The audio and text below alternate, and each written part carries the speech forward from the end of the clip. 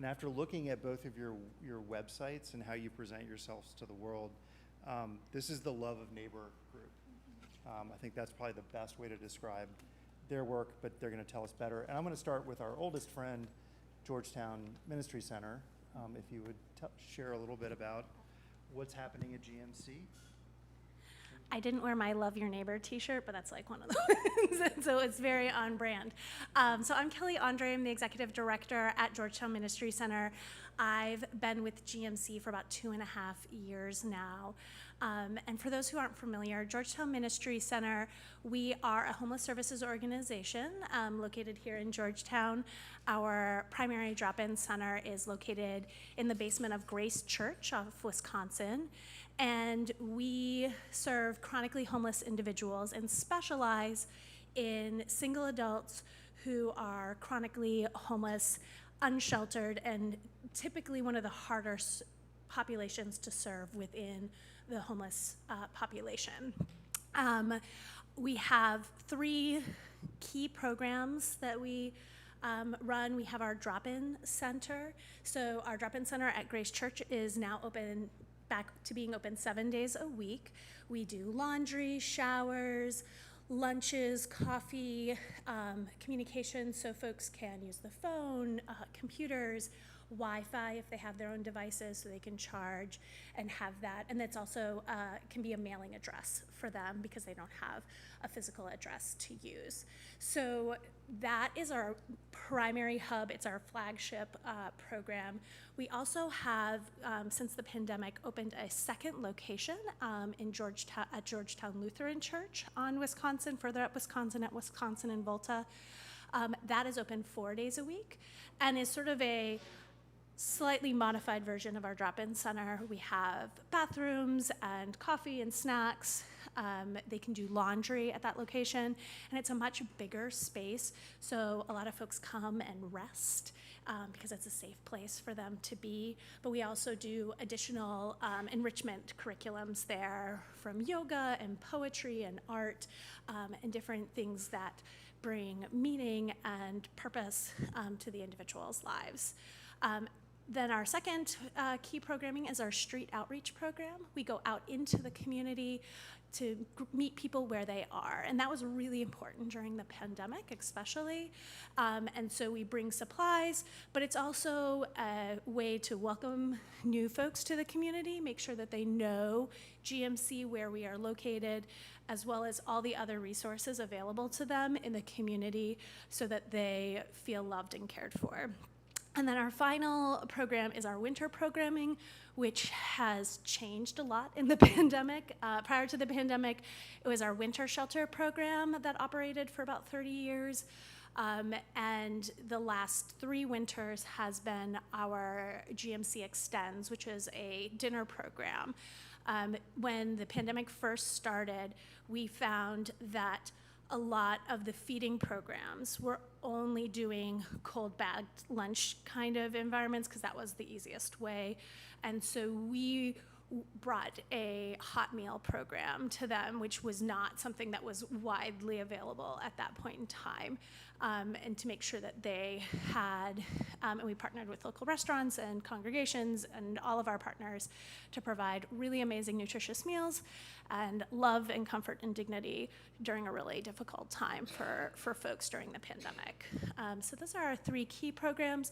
It's all in the name of loving our neighbor, but also ending each individual's homelessness. And so what we do is we create a front door welcoming, low barrier environment to welcome people in that's really not threatening. And then we build relationships with them so that we can then tie them into greater services and get them to permanent housing.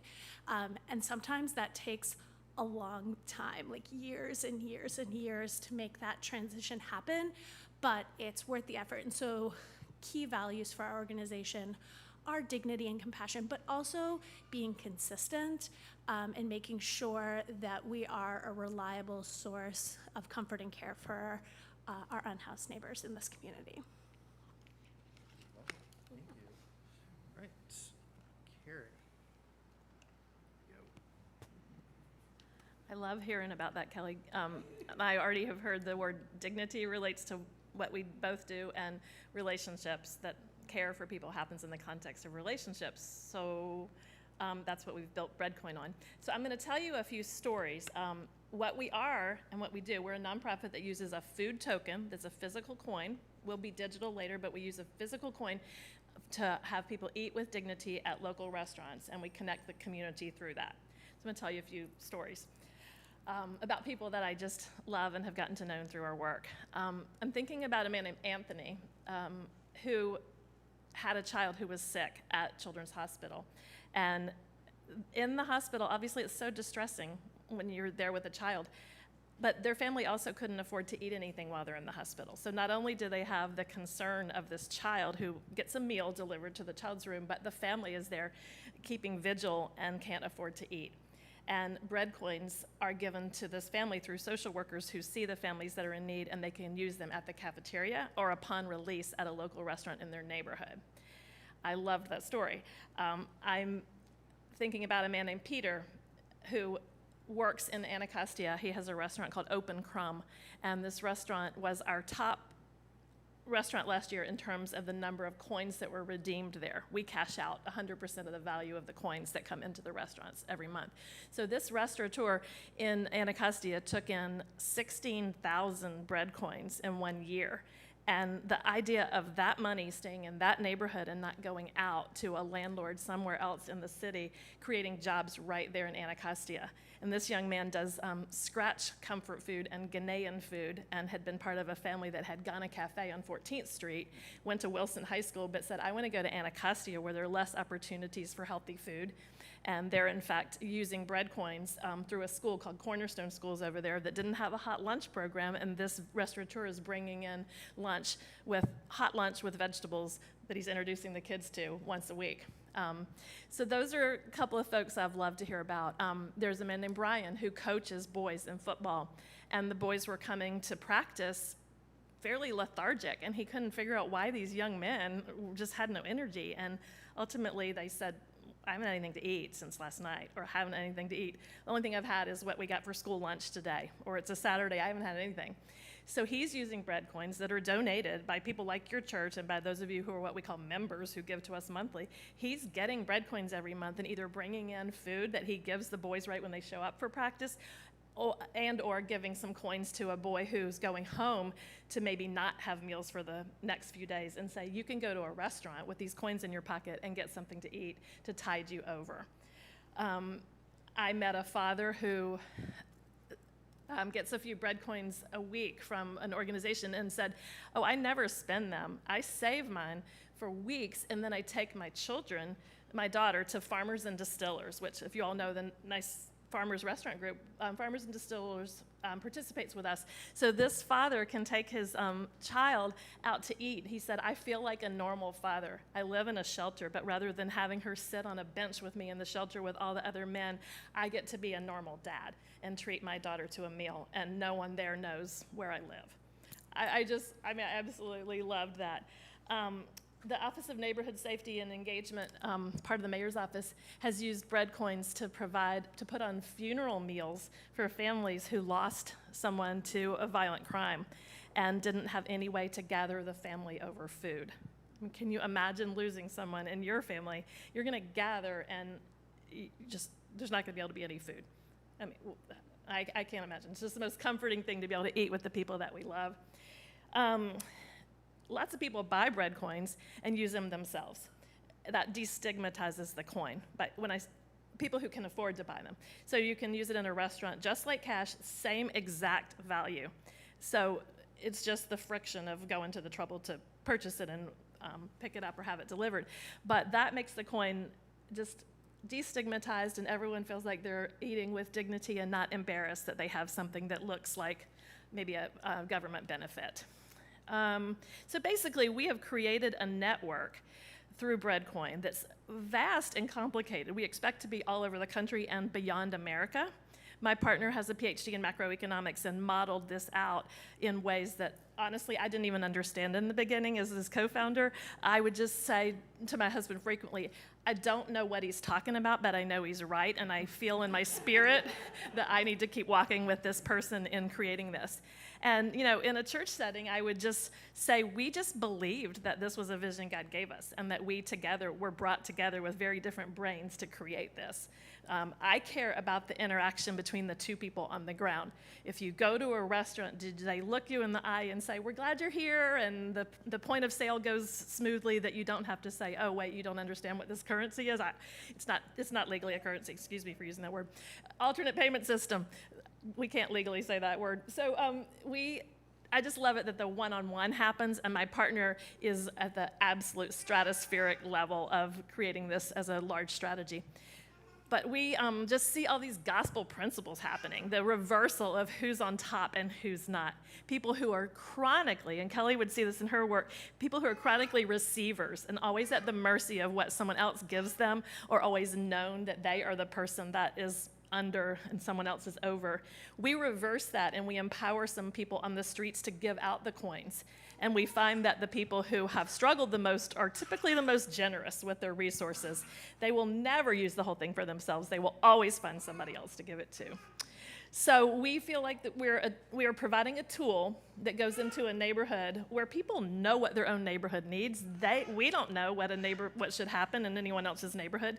So we, particularly paying attention to racial and power and socioeconomic dynamics, provide this as a tool for people within a neighborhood to do what they ought to do, and don't come in and say, here's how it should look. So we just are super excited about how it's progressing. Every day is different. And we are in 4 cities now. I'm a co-founder. We started it here 7 years ago. And we're in 4 cities and expect to go beyond, but are trying to deepen before widening all the time. And let's see, anything else? We just are really appreciative to your church, who's been supporting us for the last 3 years. And that is entirely how we work, through individuals and churches. And thank you, because we're doing exciting work and seeing lives changed. I'm going to let you hold this because, Carrie, before we go to general Q&A, I have a couple questions based on my own little prep. And I'm going to start with Carrie. Carrie, you're not only the executive director of Breadcoin, you're an author. And you wrote about your spiritual journey. And how did your spiritual journey impact your decision to co-found Breadcoin, and how does it shape where that organization is headed? Ooh, fun question, and this man's been Googling, obviously. It's such a handy tool, isn't it, these days? You learn a lot. I was raised in a privileged environment in Atlanta, and I was born in 1960, and didn't know that there was a problem in my city that regarding race. Everything was fine for me and my people, so it didn't really look like a problem to me. I literally felt that way. And I was in Atlanta at the same high school with some of the children of the civil rights movement, and Martin Luther King's children were in the same school system. So I was fairly insular and really had a lot of categories in my life, and this is what the book writes about, is all the ways that God messed with me to break down these barriers where I felt like there was an us and them, and I always had, I was always the in and somebody was out. I was afraid of anybody who was different than me, frankly, and I kept seeing God mess with me by bringing people into my life over the period of about 10 years here in DC, a lot of it through the Central Union Mission, which is a men's shelter where I teach, and as a volunteer teacher. But I started just having all these paradigms flipped, and I started seeing how everything I had thought was just, so much of what I thought was wrong, and seeing these just incredible people in the shelter who had such gifts, and realizing, the people I live among and grew up among aren't the only ones with the gifts and talents and abilities. And it just flipped my life upside down. And then over time, I started realizing I don't want to be giving things to people or at people. I want to start being with people. And out of that, my partner and I created something that we call flash tables, where we just pray for the eyes to see a place that needs extra love of God. And we've set up a beautiful, what looks like a banquet table in a public place. We don't always ask permission, Hardly ever do. And then we just set up, and we have linens and real china and cutlery and everything, and flowers on the table, and we serve a beautiful meal to whoever walks by. Just whoever's walking by, we're like, hey, you want to join us for a party? And we've seen incredible things. We've had gang members sit down with us and pull off their chains, literally, and lay them down and sit, and then start showing us handstands and cartwheels that they knew how to do while eating pie. We've had people say, we're busy, but we'll come in a minute, and you realize they're finishing a drug deal over there, and they'll be over. And it changes the whole atmosphere of a place for 2 hours when you just bring in love and assume the best of everybody. So Breadcoin grew out of that, and my partner and I were having all these crazy experiences on the streets and with the men that we walk with at the mission, and started saying, this isn't just about homelessness. That's 3% of our coins go to homeless people, 55% to children. But we wanted it to be an expression of that, how God messed with me came out of that. Or the opposite. That's fantastic. Thank you. Kelly, for you, you describe yourself to the digital world a little bit as a data nerd and as a fellow data nerd. Yeah. I want to know, and God is in the data, I know that. How does data drive your work at GMC? I brought a little cheat sheet, so I give you correct numbers. Because so for us, we look at data in a lot of ways. One, we're looking at the data of the big whole picture, right? Like, what is the state of homelessness? What is happening? And then how do we fit into that? So here are my fun numbers. So there's, every year, for those that aren't aware, we do an annual census. It's called the Point in Time. It's done in the third week of January every year. It's not a perfect system, but it is how we as a nation, because it's done at least biannually by every single community in the United States, and then those numbers go up to HUD, but DC does it every year. It's how we sort of track it's a point in time that we can look over year, what does that look like? So this year's point in time count, and again, there are lots of big numbers because we do it for the whole region, but I drill down particularly into the ones that focus on GMC's guests. So in DC this past year, there were 4,922 individuals experiencing homelessness on this one given night. That's a 12% increase year over year.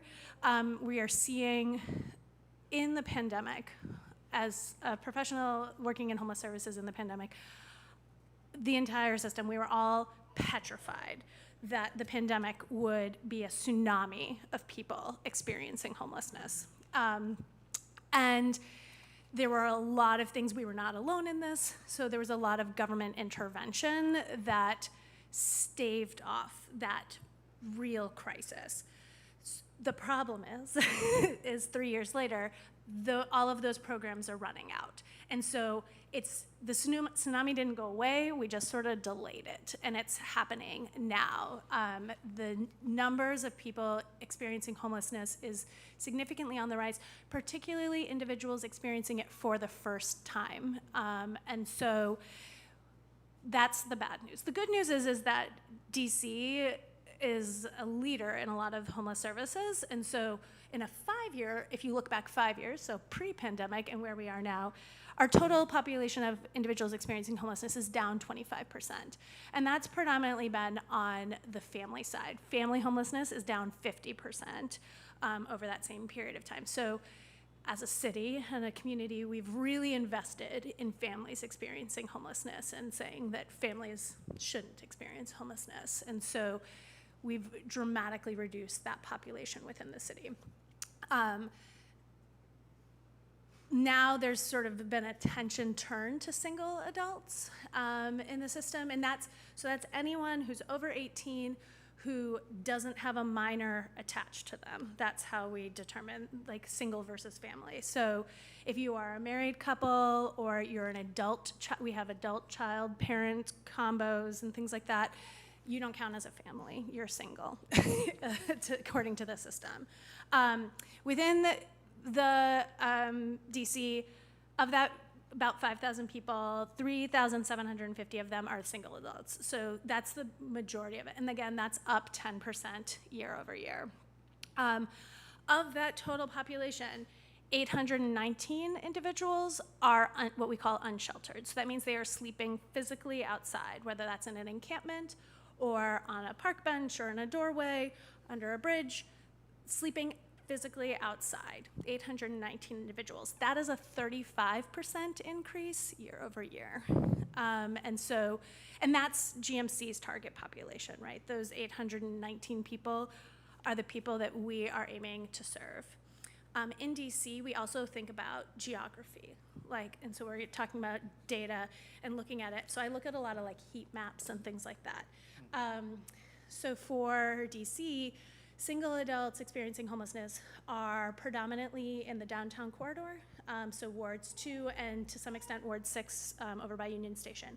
That is where single adults experiencing homelessness are.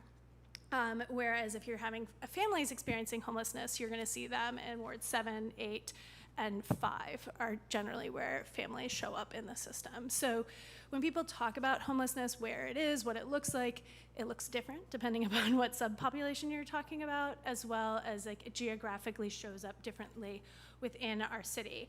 Of that total population, 1,300 people are chronically homeless, which means they've been homeless for over a year and have a disabling condition. So those folks are the hardest folks to serve. Again, that's our core demographic that GMC serves. Can I stop you for a Yeah. moment? Can you elaborate a little bit on what a disabling condition is? A disabling condition, there is a binder this thick of all the different conditions that can qualify as a disability, whether that's a physical disability, a mental disability. There's all sorts of different things that can qualify as a disability. For our population, generally speaking, mental health disorders as well as substance use disorders are the most common things to cause a disabling condition with those individuals. And then we look at our own population. So those are that's the big numbers. And then we drill down in what that looks like for us. And so what we're seeing is a significant increase in folks accessing our services. In the year over year, our numbers have doubled at the drop-in center and the number of folks that we are serving. Literally doubled across every category, if not more than doubled, across the number of showers, the number of laundry, year over year, everything has doubled with the exception of meals, and that's because we run out every day. And so that has been a limiting factor for us, which is why it's only up 55%, because we just run out of food. And so then we don't get to count meals after we run out of food. But so we're seeing a significant increase. And so we follow those trends. We look at that. What is causing that? And so it's a lot of folks coming to us for the first time. A significant increase in the migrant population that are getting bused and then left here often without resources, and then they find their way to GMC and some of the other agencies that serve them. So we look at demographics and so that we can be responsive to the needs of our community. That's, again, at the end of the day, we are very guest-centered. So in order for us to be able to bring the services that they need and want, we have to know who they are. And so we track every interaction, every service. We look at demographics. We look at where and how, but then we also engage them. We do lots of surveys to ask them what they want to make sure that we are being responsive to their needs. And then obviously tapping into best practices to bring additional resources to them as well. If you want, I can talk lots of statistics, but yeah. Actually, this is a great time to just open up for questions. John, why don't you? John, I was wondering if you had data on your rate of helping people get back or get into the broader world of services. So for GMC, success typically looks like getting someone into permanent supportive housing, because as I talked about sort of that big net, there's a continuum of folks that are experiencing homelessness. And a lot of my career has been spent on the other, because I've worked 17 years in homeless services, have been at the other end of that spectrum, people who maybe have a health emergency or something like that, and they fall into homelessness. And for those folks, it's a lot easier to pick them back up out of that and move on. For GMC, we serve folks who are chronically homeless, so they've been homeless for really often decades. For some of our guests, have been homeless for a long time, chronically poor, but then have those additional disabling conditions, particularly severe mental illness, or other conditions, substance use disorders and things like that. So we sort of drill down into that because of those high barriers that those folks have. What success looks like is different, right? Because almost all of our guests qualify for SSDI, so that's their primary form of income. Most of our guests do have income, but it's coming from Social Security versus employment. They are able to be employed, but typically they're on a part-time basis, because if you work full-time, then that messes with your benefits. And so that's why so many of those individuals participate in informal economies, most widely viewed as panhandling, because that's a way for them to meet their needs without jeopardizing their stable sources of income through government entitlement programs. So typically folks, there are two types of vouchers in the city. A rapid rehousing voucher, which is a time-limited subsidy program, and that's really good for folks who have fallen into homelessness.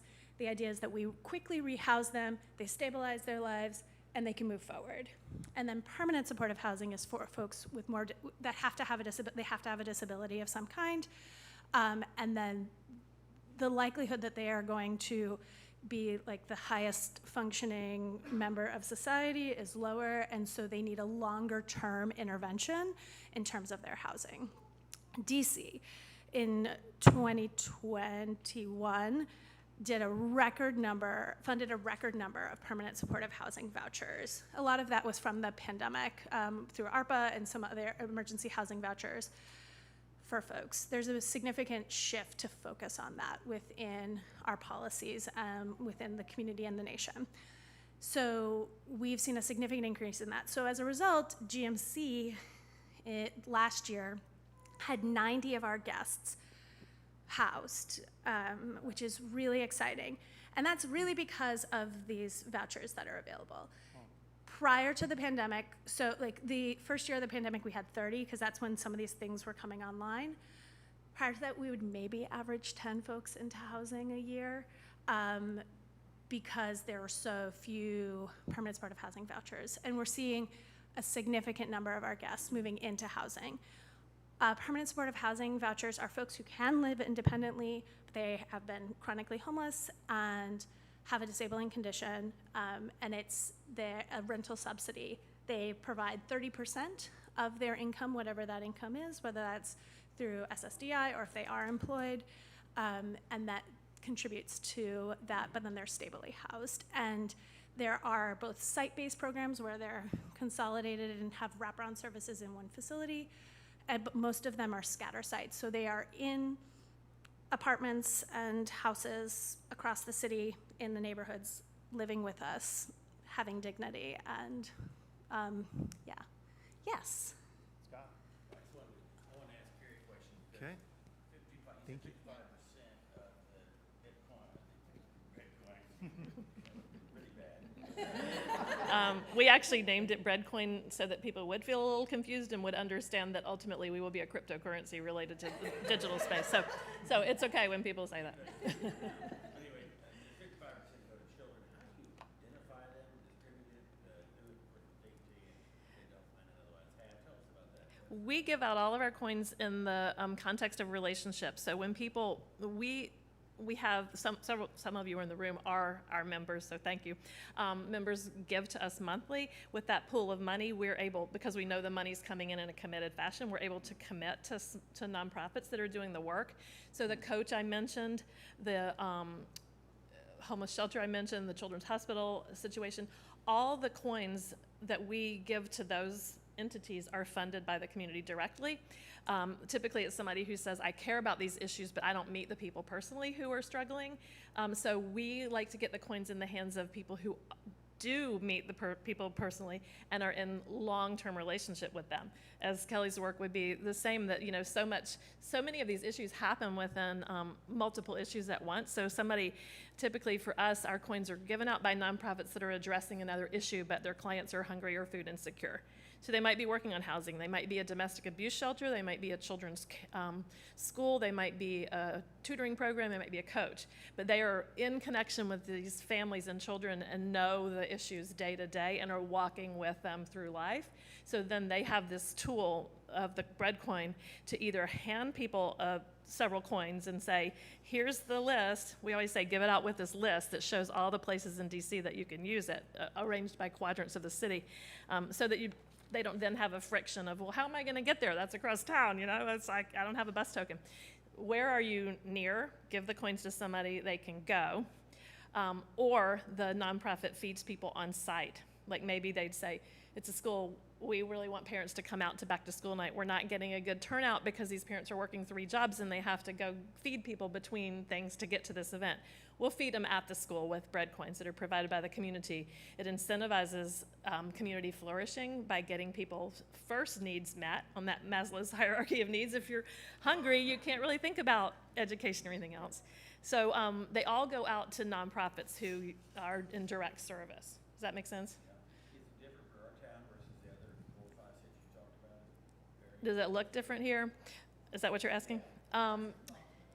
Yes, we're in downtown Baltimore, Baltimore City, and it looks similar there. We're in Harrisburg, Pennsylvania, and that's a smaller city, and Breadcoin grew really fast there because it's a very much of a network and a word of mouth thing. When a business owner says, because we're addressing nonprofits who need a resource, we're addressing people who are hungry, we're addressing businesses that are saying, we're hurting as a business, how does this relate to us?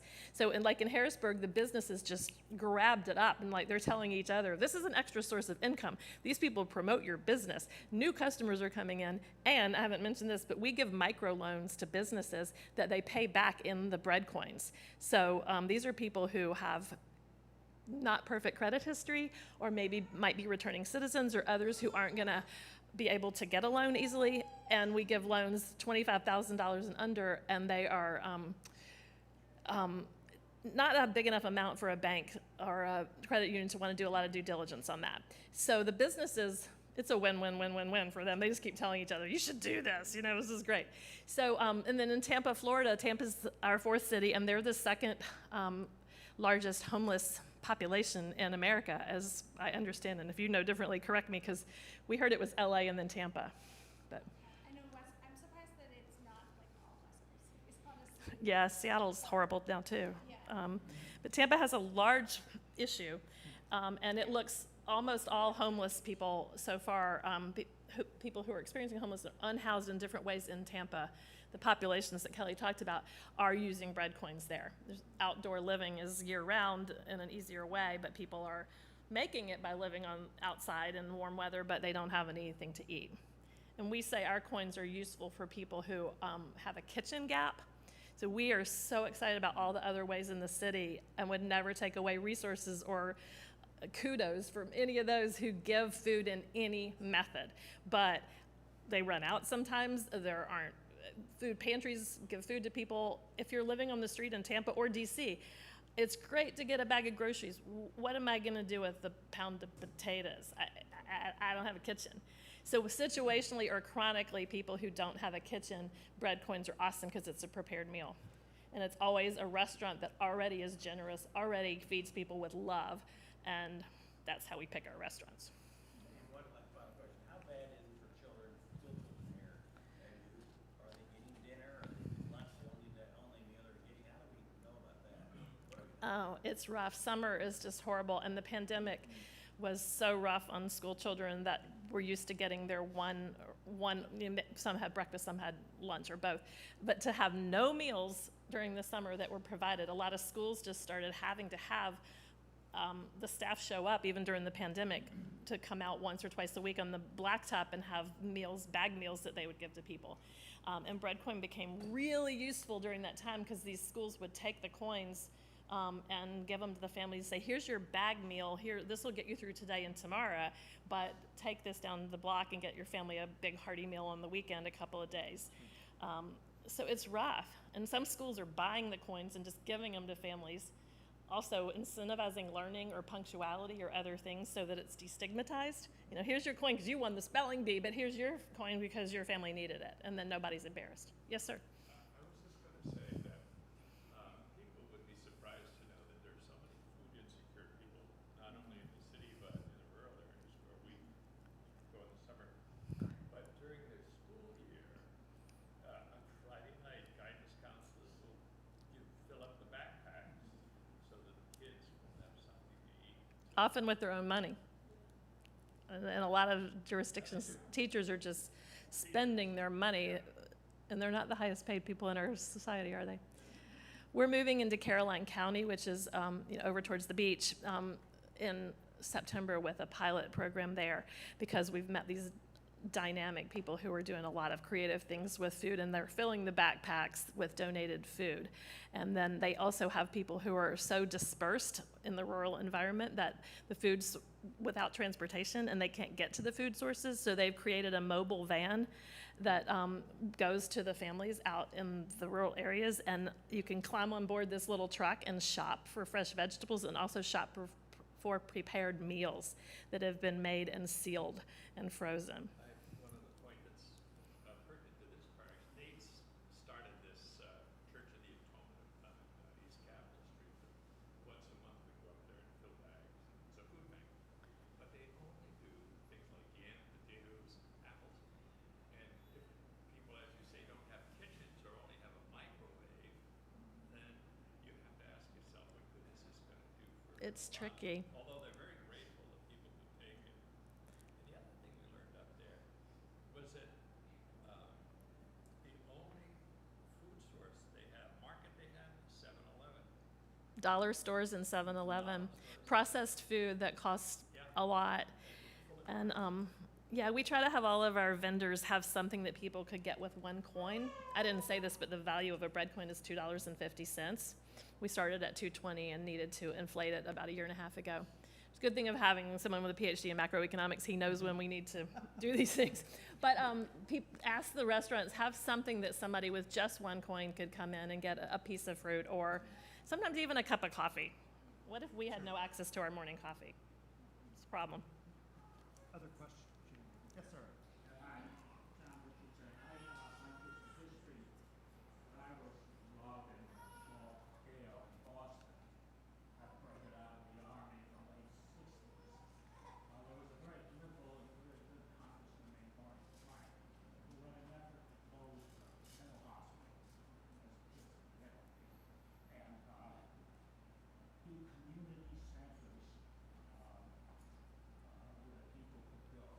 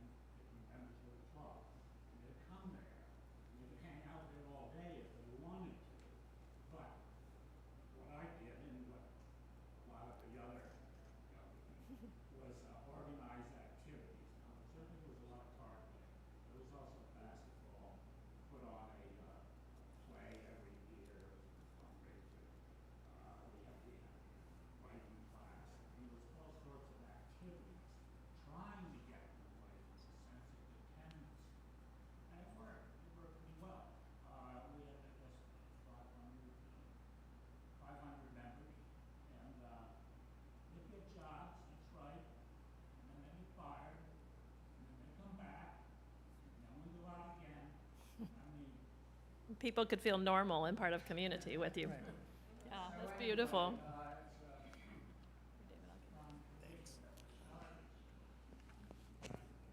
I love that. Yes, ma'am.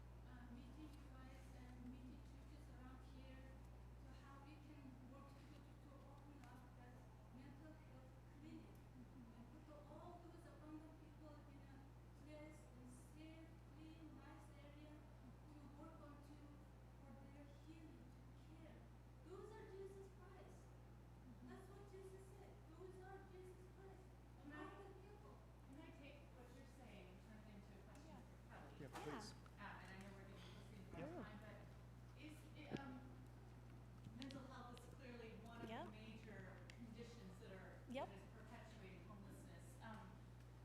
What are you doing about it, and what more would you like to be able to do if you had the resources? Great question. So GMC has a psychiatrist on staff, Dr. Koshius, who's been with us for 25 years, and he's amazing and really good with our guests. So that's one thing that we do. We also have licensed clinical social workers on staff who can provide therapeutic care, and so we do group work as well as medication management for folks. That said,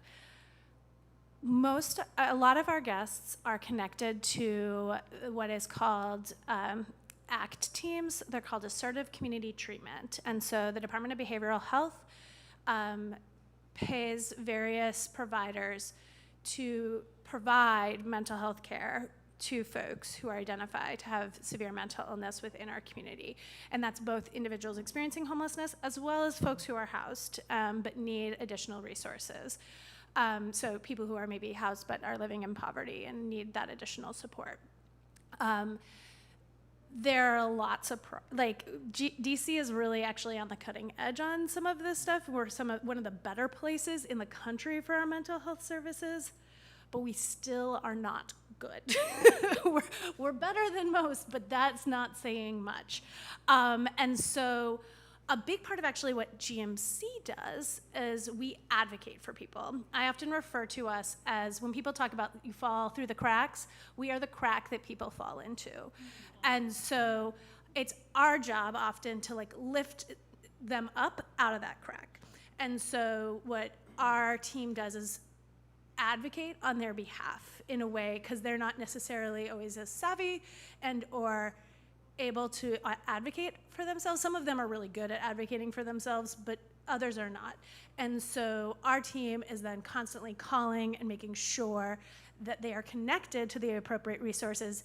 And we find that a lot of other providers aren't doing what they say they're supposed to be doing, and they're like, oh yeah, we just saw that person, but they definitely haven't. So, and they're not providing the medication and things like that. So it's our job to be like, hey, pay attention to this person over here, because they have huge caseloads. And so it's not really necessarily their fault, because they're being asked to do too much with very little.